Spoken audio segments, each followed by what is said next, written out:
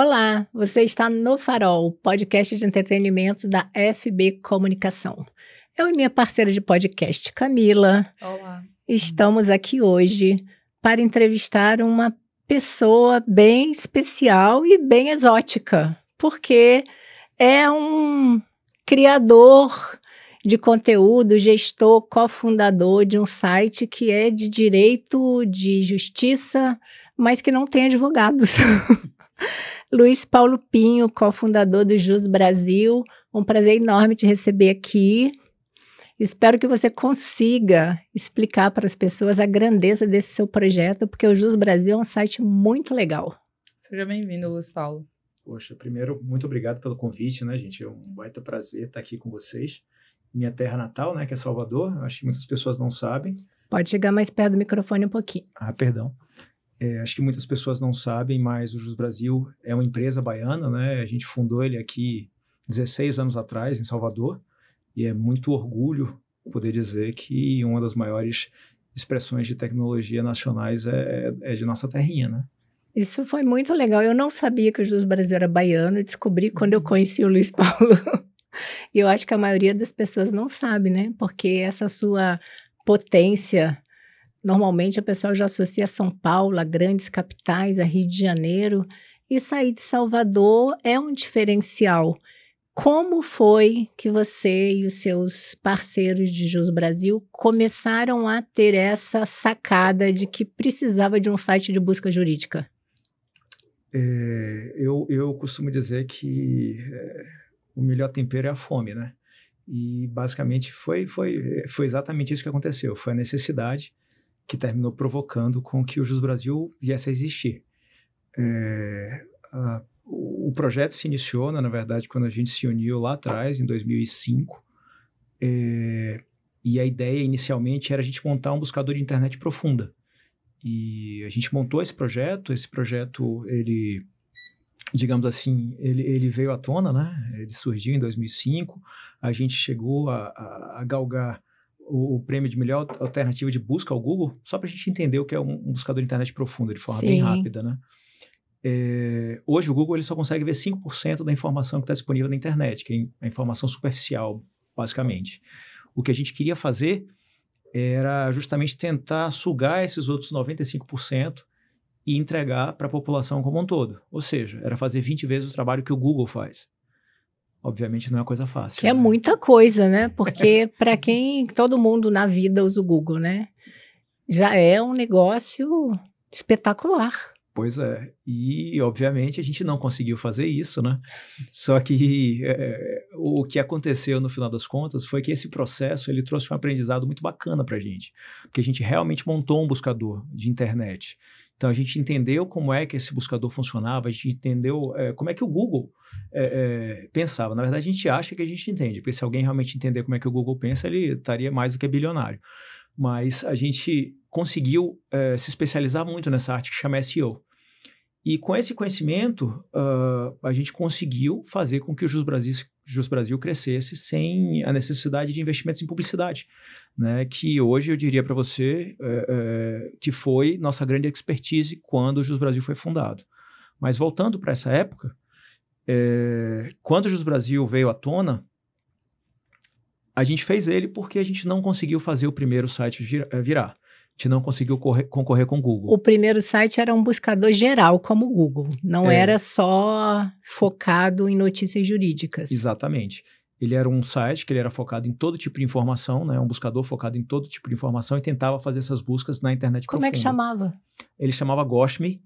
É um termo que não existe em inglês, que a gente inventou, né? Ele vem do Oh My Gosh, então era algo como Me Impressione. Ele era focado na língua inglesa e focado em todas as áreas de todos os nichos de informação. Quando a gente entendeu que a gente não ia concorrer com o Google, aí a gente fez, não, vamos voltar para dentro de casa, vamos voltar para a língua portuguesa, vamos tentar organizar a informação jurídica, a informação pública. E assim surgiu o Jus Brasil em maio de 2008, que ele entrou no ar. A ideia da informação jurídica também saiu do grupinho. Alguém no grupo falou, não, vamos fazer informação jurídica. Exato. Os 5 fundadores do Jus Brasil, na verdade são 6, né, desculpa, que seriam eu vou falar os nomes e os apelidos, né? Porque a gente só se trata por apelido dentro do Brasil. Se eu falar só o nome, vão achar que eu tô dando esporro em alguém. Então, você tem Daniel Murta, né? Que era meu colega de faculdade, que é a Coxinha. Você tem Rafael Costa, que é nosso CEO hoje, Rafinha. Você tem Rodrigo Santos, que é Bigode. Você tem Gustavo Maia, que é Solux. E eu, Luiz Paulo, que sou LP. E fora isso, você tem Oswaldo, que é Tupi, que hoje não faz mais parte da empresa, mas é um dos fundadores e continua nosso sócio. É ótimo, né? Como é o nome do fundador de Jesus Brasil? Coxinha. É exatamente isso. LP. Muito legal. Camila. Diante dessa necessidade que vocês buscaram, né, no primeiro momento, algo bem macro, como é que foi esse primeiro passo de chegar em algo tão nichado? Como é que foi esse momento, assim, essa virada, né? Porque a gente meio que vira a chave. Total. Como eu disse, né, foi necessidade. A gente tentou organizar a informação do mundo todo, entre aspas, né, de toda a língua inglesa, e não teve sucesso. E Rafa, que é o único advogado dos 6 sócios, né, foi o único que se formou em direito. Mas ele se formou depois, ou se formou antes? Ele se formou depois, porque do Brasil fundado já. Porque quando eu te apresentei, eu falei, não foi formado por nenhum advogado, mas eu sei que houve um processo de transição de profissões para o direito por conta do Jus Brasil, né? Na verdade, Rafa, ele já estudava direito quando da fundação do Jus Brasil, mas ele nunca exerceu direito. Então, a gente tem que pensar que a gente fundou o Jus Brasil 16 anos atrás, e eu sou o sócio mais velho, né? Então, tipo assim, Rafa, ele é 5 anos mais novo do que eu. Na época, ele devia ter o quê? Sei lá, 22 anos. Então, ele nem formado na faculdade estava quando o Jus Brasil, quando o Gottschalk entrou no ar, na verdade. Então, ele se formou em direito, mas ele nunca tirou a AB dele, por exemplo. Então, a gente realmente nunca teve nenhum profissional do direito trabalhando no Jus Brasil. É muita onda, né? Fala aí. É um negócio bem interessante. Mas a migração para a informação jurídica veio justamente da percepção da necessidade, né? A gente entendeu que o nicho de informação jurídica, informação pública, ele tem uma quantidade de informação extremamente vasta e, à época, era extremamente desorganizado. As pessoas não conseguiam encontrar as informações e simplesmente o que acontecia é que essa informação ficava oculta, né? Então, basicamente, você fala, por exemplo, o Brasil é um país que tem publicidade processual. Ele tem publicidade processual, mas ela só serve se a informação é encontrável. E foi justamente nesse ponto que a gente tentou entrar e resolver esse problema, que era dar encontrabilidade a toda a informação pública brasileira. Nós falamos com todo tipo de público, né? Sim. E mesmo para as pessoas que são bem esclarecidas, é muito complexo você pensar assim, o Google não tem todas as informações. Né? Como é que vocês conseguiram entrar no sistema de uma forma tamanha a você falar isso com tanta propriedade? Nós teríamos ainda 95% de outras informações para dar. O que acontece, né? O Google, ele funciona sob uma lógica como é que eu posso dizer? É como se fosse uma aranha. Ele sai pulando de link em link dentro da teia, né, da web mundial, e ele só consegue ver o que é hiperlinkado. Você tem diversos bancos de informação que eles não são acessíveis a esse tipo de ferramenta. Então, por exemplo, o banco dos próprios tribunais. Para você poder acessar a informação jurídica, você precisa literalmente entrar num campo de busca, digitar uma informação e coletar aquela informação. E é um trabalho extremamente complexo que, para você fazer isso em nível global, é muito difícil. Tanto é que o Google não se dedica a fazer isso. Exato.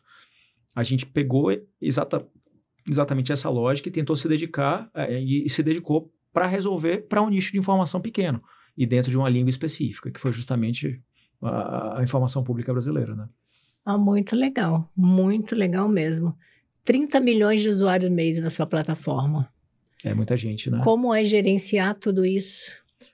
É um baita trabalho, né? Tipo assim, tem uma baita responsabilidade também, né? Conseguir atender esse número de pessoas. E é um baita orgulho poder prestar esse serviço também para a população toda. Mas a parte interessante, né, é que ninguém tinha noção de que esse tipo de público era possível para esse tipo de informação. E que esse serviço era tão necessário, Total. Né? Porque se não fosse necessário, certamente o público não ia estar tão desesperado atrás dele. Né? É exatamente isso. E quando a gente montou o Jus Brasil, né, a gente entendia que essa informação ela só era interessante para profissionais do direito. E aí a gente para pensar, né? Poxa, mas tem 30 milhões de profissionais de direito no Brasil? Não. Você tem 1,3 milhão de advogados, talvez chegue a 1,5 no ano que vem. Você tem, se você for estourar esse número, por exemplo, para judiciário, estudantes e todas as pessoas que giram em torno da informação jurídica, digamos que a gente chegasse a 5 milhões de pessoas, sei lá, 3 vezes mais do que o número de advogados, ainda assim isso não representaria uma parcela, digamos assim, nem metade do público do Brasil, né? A gente está falando de talvez 20% do público do Brasil, se isso. Só que aí eu faço a seguinte análise. Para quem é que a doença incomoda mais? Para o médico ou para o paciente? Essa é toda a lógica, entendeu? A gente parte para pensar que a informação jurídica ela só é pertinente para o médico, para o advogado. Mas quem sofre as consequências da informação jurídica é a população. Então, se você toma uma multa de trânsito, se você perde um processo jurídico, se você ganha um processo jurídico, no final das contas, quem sofre as consequências daquela ação são as pessoas. E aí, essa avaliação que eu faço, por exemplo, com relação aos médicos, elas vêm justamente nesse sentido. Se você sai de uma consulta médica e você tem um diagnóstico, pelo menos a primeira coisa que eu faço é tentar entender se aquele diagnóstico está correto, se o tratamento que foi indicado é o mais bacana possível, se o profissional com o qual eu estou me tratando, se ele realmente é capacitado para fazer aquilo. Eu acho que as pessoas seguem exatamente esse mesmo. Ou se você deve ouvir uma segunda opinião. Ou se você deve ouvir uma segunda opinião, com certeza. E eu acho que é exatamente essa a lógica que passa pela cabeça de todo mundo que termina frequentando o Jus Brasil para entender um pouquinho mais sobre seus processos jurídicos. Luiz, diante desse número de usuários, né? 30 milhões de pessoas são muitas pessoas, né? Se a gente for parar para pensar. Hoje, quais são os principais serviços que vocês costumam oferecer? Assim que a gente abre a plataforma, a gente observa, né? Que ela é bem clean, mas também a gente tem lá, fale aqui com o advogado, né? Aparece ali a bonequinha. Esse é um dos serviços mais buscados ou existem outros? Esse já foi nosso serviço mais buscado. Hoje, ele é um serviço super importante socialmente, né? Porque a gente entende que ele cumpre um papel social muito bacana, que é conectar, digamos assim, pessoas que não têm uma assistência jurídica com um profissional qualificado. Então, nesse aspecto, ele é super importante. Mas no escopo do Jus Brasil, em termos de relevância, você tem outros produtos que são tão relevantes quanto, ou bem mais, na verdade, né? Então, você tem, por exemplo, ferramentas de pesquisa jurídica. Então, quando a pessoa, por exemplo, precisa literalmente entender um pouquinho mais sobre o seu processo, entender sobre a jurisprudência relevante que atende ao seu caso, ou serviços que prestam, que atendem diretamente ao advogado, também nesse sentido, né, que são serviços de pesquisa jurídica um pouco mais aprofundado. Você tem, por exemplo, hoje um serviço de acompanhamento processual que é super relevante. Só para vocês terem ideia, hoje em torno de 600 mil partes processuais usam do Jus Brasil para acompanhar seus processos. Então, isso fora todo mundo que faz as consultas, digamos assim, cotidianas no Jus Brasil, que são as consultas gratuitas, entre aspas, né? E que compõem essas 30 milhões de pessoas, que são pessoas que terminam entrando dentro do site justamente em busca de alguma informação correlacionada a algum processo que ele está enfrentando. Então, você tem muito desse serviço focado em tentar conectar as pessoas com suas necessidades jurídicas e traduzir esse juridiquês também para todo mundo que está precisando dessa informação. Eu vou pedir para você chegar um pouquinho para a sua direita, antes de eu fazer a minha próxima pergunta. Do outro lado, é para a esquerda, desculpa, a Thay tá... ela veio ao contrário. Essa procura pelo Jus Brasil e pelos serviços, né, que eles são prestados ali dentro da sua plataforma, hoje eu vi que vocês trabalham com a inteligência artificial. Eu fui lá futucar tudo, né? E a inteligência artificial, inclusive, dá um parecer ali sobre o processo. Como é que isso está sendo inserido e como é que os usuários estão enxergando essa mudança, porque a inteligência artificial é uma mudança de paradigma, né? Uhum.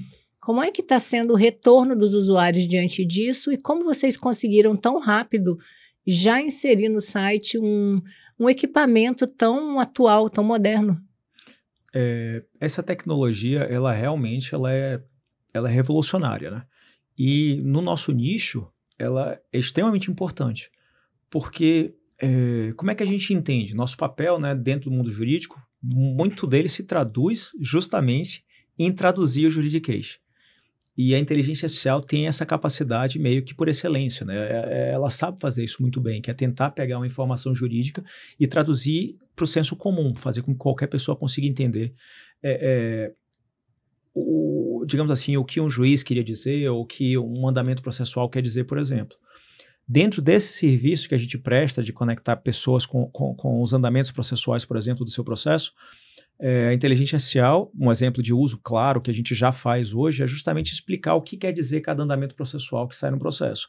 Então, na hora que você fala lá, ele está, sei lá, eu não sou advogado, tá, gente? Então, eu já peço desculpa, porque a terminologia jurídica, ela nunca vai ser certa. Não tá? somos, nenhum de nós. Isso, então, mas na hora que ele fala, concluso para julgamento, ou eu não vou lembrar agora a terminologia jurídica de qualquer sorte, mas muitas pessoas não conseguem entender o que é que aquilo quer dizer. Então, nesse aspecto, a inteligência artificial já entra de forma muito assertiva, traduzindo o que é que quer dizer aquele andamento e, inclusive, facilitando demais a vida do próprio advogado, né? Que não precisa mais estar tendo que explicar isso para o próprio cliente, porque a inteligência artificial já faz isso. Entendi. Os tribunais de justiça não ficam bem enciumados de você, não? De forma alguma. Muito pelo contrário. Na verdade, eles entendem... E cada vez mais, né, esse papel de ferramentas como o Jus Brasil em auxiliar. O Brasil, ele é um país que ele tem um estoque processual de 70 milhões de processos. E, quer dizer, na verdade já está em 80, desculpa. Mas se você não tiver esse tipo de ferramenta para ajudar a escoar, digamos assim, esse volume processual, basicamente o que vai acontecer é que nosso país trava. Tá? Então, nesse aspecto, inclusive, a inteligência artificial é extremamente importante, porque ela tem uma capacidade de ajudar o judiciário gigantesca. E a gente já tem visto diversas movimentações de diversos tribunais justamente nesse sentido, tentando fazer com que a inteligência artificial ajude e facilite o dia a dia dos julgadores, assim como a advocacia tem feito o mesmo processo e como a gente tenta ajudar também as partes a entender melhor seu processo com o auxílio da inteligência artificial. Entendi. Diante desse cenário, o Jus Brasil, já em parceria com a Abrage, ofereceu um treinamento para jornalistas justamente com foco no uso de dados. Vocês também visam ter esse tipo de parceria, pensando em continuar essa missão, né, que é de desbloquear, desmistificar também essa parte do juridiquês? Como é que funciona nesse sentido essas parcerias? Com certeza. No caso da parceria com a Abrage, a gente entende ela como parte vital de nosso trabalho, né? Porque justamente o que a gente se propõe a fazer é dar acesso a essa informação e, como é que eu posso dizer isso? Compreensibilidade a essa informação. Esclarecimento mesmo, Esclarecimento, né? Esclarecer exatamente. A população, o jornalista, da forma deles escreverem, de uma forma que quem lê o site, quem lê o portal, quem lê o jornal, sim, consiga compreender melhor os termos jurídicos, digamos assim, seria isso? Exatamente. E no momento que a gente conversou com a Abrage e eles aceitaram essa parceria, a gente serviu digamos assim, de ferramenta. Hoje já são mais de 200 jornalistas que fazem uso do Jus Brasil para fazer suas pesquisas cotidianas de trabalho, né? Para a gente é um orgulho gigantesco, é muito bacana. Então, no caso dessa oficina, por exemplo, que ela aconteceu dentro do Congresso da Abrage, a gente já teve um aqui em Salvador, a gente já teve outro em São Paulo, a gente vai ter uma no Rio de Janeiro ainda. A gente entende como extremamente importante, tentando ensinar o jornalista um pouquinho desse mundo jurídico, né? Porque pode ser realmente uma ferramenta muito valiosa, né, no trabalho do jornalismo investigativo. Extremamente útil. Exatamente. E eu acho ela compõe uma parte fundamental do motivo pelo qual o Jus Brasil existe. Eu acho que não tem um profissional que consiga exemplificar melhor o motivo pelo qual o Jus Brasil existe do que o próprio jornalista. Luiz Paulo, vocês participaram há pouco, esse mês ainda, eu acho que no começo do mês, do Gilmar Palosa, em Portugal, né? Que foi o encontro que o ministro Gilmar Mendes organiza todos os anos em Portugal. E vocês fizeram uma conferência de abertura. Eu queria que você falasse para o público do Farol um pouco sobre como foi esse evento e o que você trouxe de lá que pode aplicar de novidades no Jus Brasil. Perfeito. A ideia, né, primeiro, o evento que o ministro Gilmar ele promove anualmente lá dentro de Lisboa, ele se tornou um palco de discussão de diversos tópicos extremamente importantes. para o Brasil, né?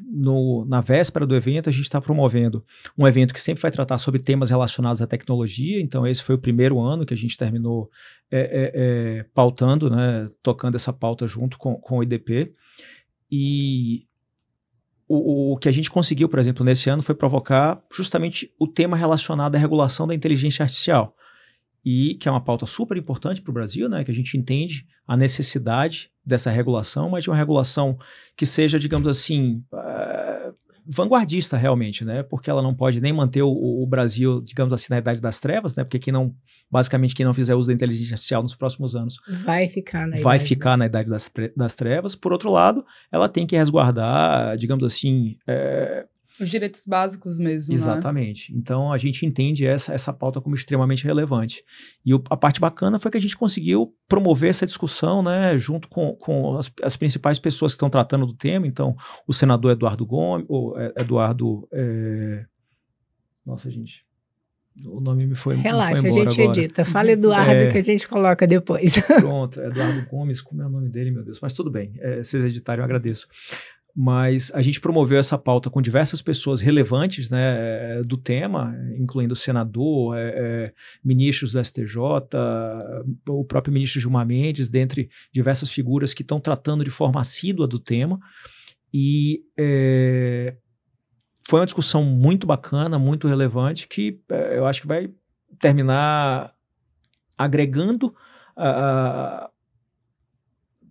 nesse papel, né? Eu acho que a gente cumpriu um papel muito bacana lá em Lisboa. Ah, que coisa boa isso, né? Sim. Camila, você deixa eu perguntar mais uma, porque eu sou casada com advogado e eu acabo sabendo mais as coisas do Jus Brasil. O ministro Barroso, do CNJ, também é um admirador da inteligência artificial, né? Ele é um propagador de que o Brasil, que tem juízes com 30, 40 mil processos em cima da mesa, que não conseguem despachar, que não atendem às necessidades do público, das pessoas que às vezes estão desesperadas por uma decisão, e é humanamente impossível, sim, né? Por mais que o cara tenha assessores para ajudar a escrever as decisões, é humanamente impossível despachar 40 mil processos, que seja rápido. E ele é um apoiador da inteligência artificial. Eu soube que vocês estavam conversando com ele para tratar a respeito desse assunto e da inserção desse projeto. Como seria isso, sendo que o direito é uma coisa tão diversa, né? Às vezes um detalhe muda o crime, um detalhe muda uma decisão judicial, uma vírgula faz diferença. Como a inteligência artificial pode atuar nesses detalhes, ou se ela seria só para aqueles casos que são bem concretos, tipo, joguei o copo no chão e quebrei, aí você também jogou o copo no chão e quebrou. Seria só para isso, ou seria também para esses casos mais rebuscados, digamos assim? Perfeito. O ministro Barroso realmente ele tem promovido a discussão dessas pautas, né, da inserção da inteligência artificial no judiciário como uma ferramenta. É super salutar essa discussão, justamente pelo ponto que você trouxe, né? O volume de processos que o Brasil hoje tem é um volume absurdo, né? E a gente precisa de ferramentas para conseguir escoar e até para que a população tenha respostas às ações que estão sendo movidas, né? Que às vezes a vida delas depende disso, total, né? Tem gente que está esperando uma liberação de um terreno, uma liberação de uma casa há 30 anos, sei lá, 10 anos, e aquilo é a fonte de renda dela. Total. Aí até voltando naquele ponto que a gente tinha tocado anteriormente, aquele exemplo do médico, eu acho fantástico isso, porque a doença pode matar um paciente. Exatamente. Então, o que você está falando é mais pura verdade. Para essas pessoas, aquele pode ser o processo da vida delas. Sim. De forma bem prática, isso muitas vezes é verdade. Mas realmente ele tem provocado, digamos assim, essas discussões. Ele foi o autor, né, de um chamamento público, dos quais o Jus Brasil, inclusive, participou. E aí, daí vieram, a gente fez uma apresentação dentro do STF de nossa solução, a gente foi uma das empresas que foi escolhida para poder seguir dentro do processo, né, junto com o Google e mais algumas que a gente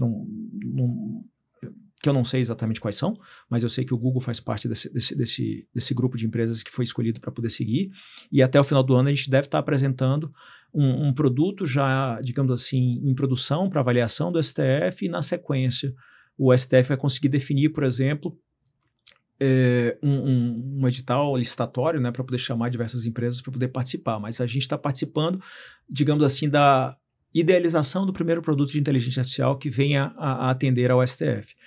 A ideia inicial, ela se dedica hoje não a decidir em si, mas sim em tentar fazer relatórios de processo.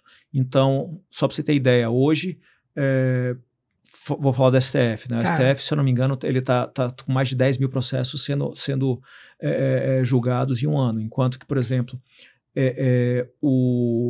a Corte Americana tem um número, sei lá, 100 vezes menor. É um negócio meio absurdo. Você precisa responder, ou melhor, para que o juiz consiga julgar uma ação, é super importante que ele tenha um relatório daquele processo. Sim. E a inteligência... Porque às vezes o processo tem 10 mil páginas, né? É inviável. Exatamente. Então, a inteligência artificial, ela pode vir a servir, por exemplo, justamente no sentido de resumir esse processo para que ele consiga compreender melhor aquele processo e para que as partes que estão lendo aquilo também consigam entender de forma mais resumida tudo que está se tratando ali dentro. E a gente está montando algumas provas de conceito que vão justamente no sentido de montar esses relatórios.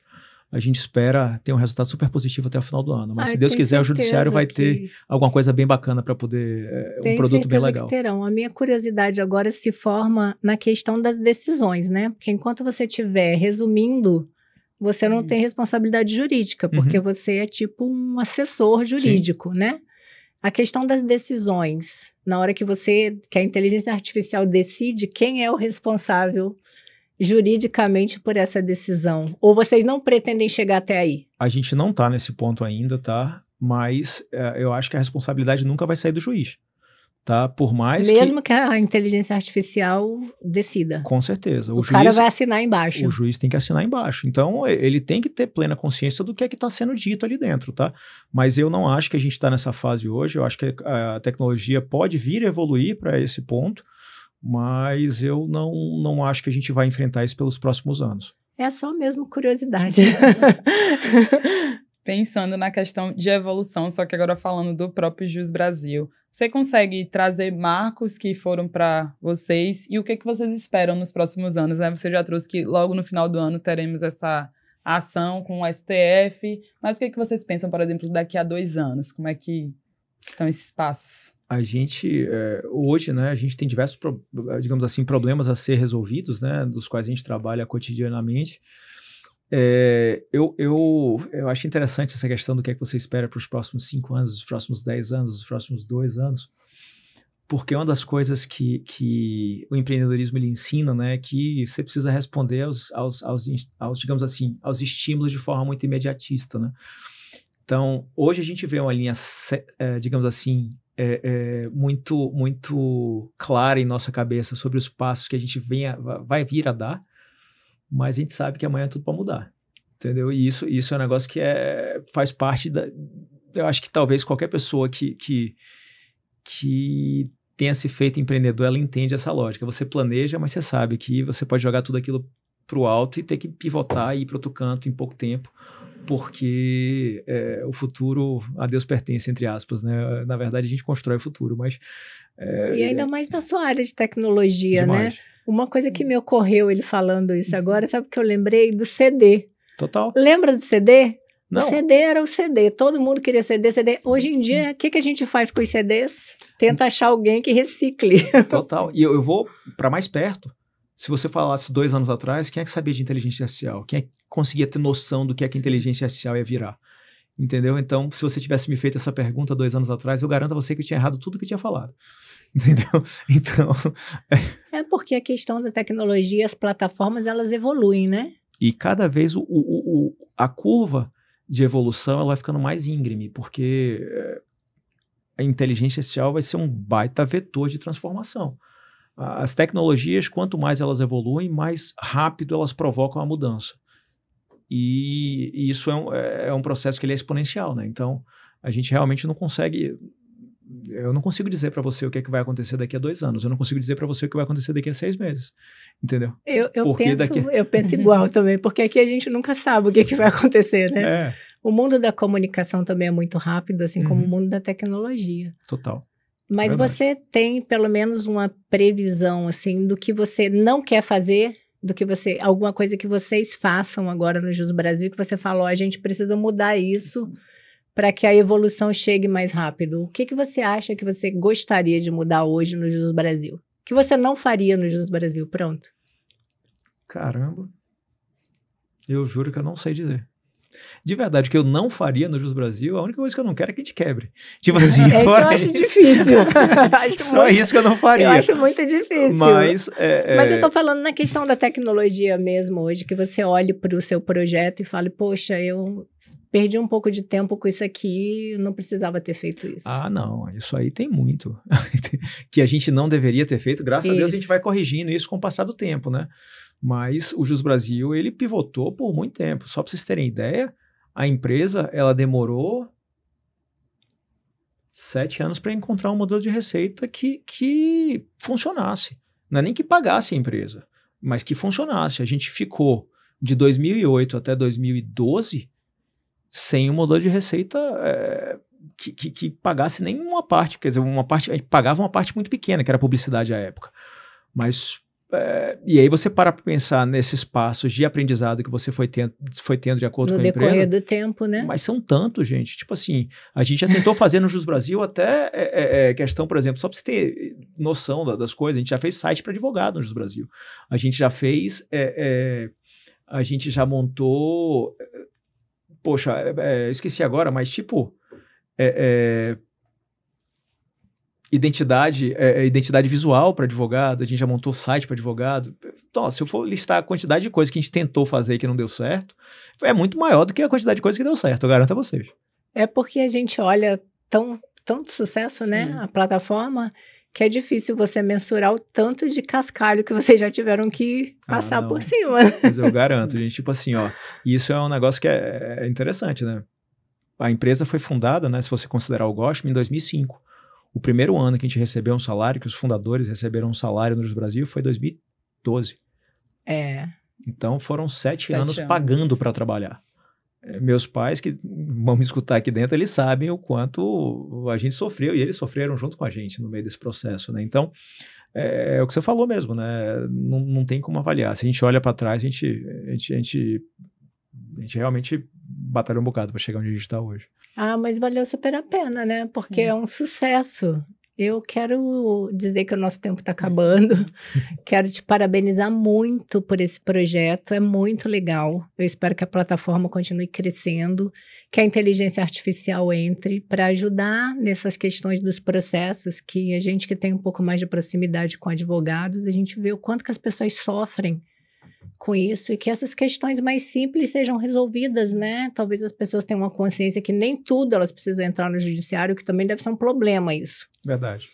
Deve engarrafar a plataforma, né? As pessoas procurando assuntos que talvez não tenham muita relevância. Mas muito obrigada por ter vindo aqui esclarecer para os nossos ouvintes, internautas, toda essa questão do Jus Brasil e muito sucesso para você. Poxa, obrigada, Luiz Paulo.